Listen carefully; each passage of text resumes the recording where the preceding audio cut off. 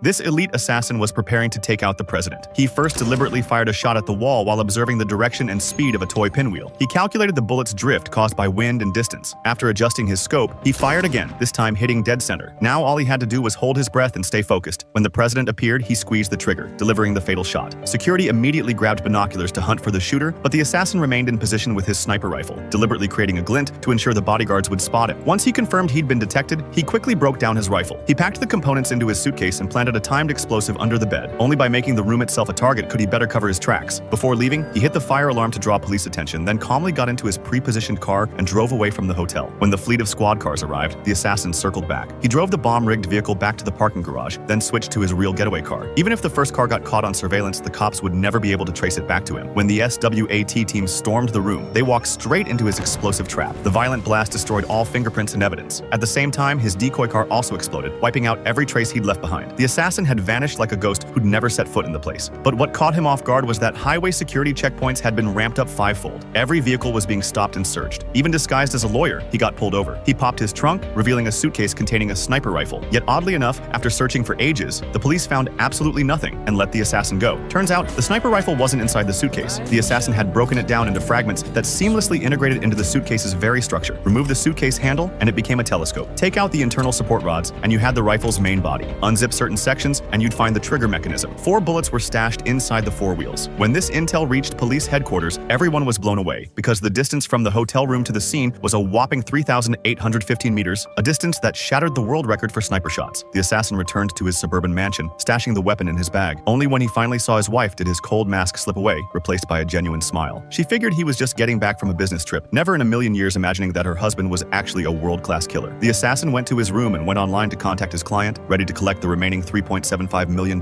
from his employer. But after waiting 2 hours, he received just a single message. The sight of it made the killer's hands shake uncontrollably. This was the first time anyone had ever dared to stiff him. He let out a cold laugh, simultaneously signing the other party's death warrant.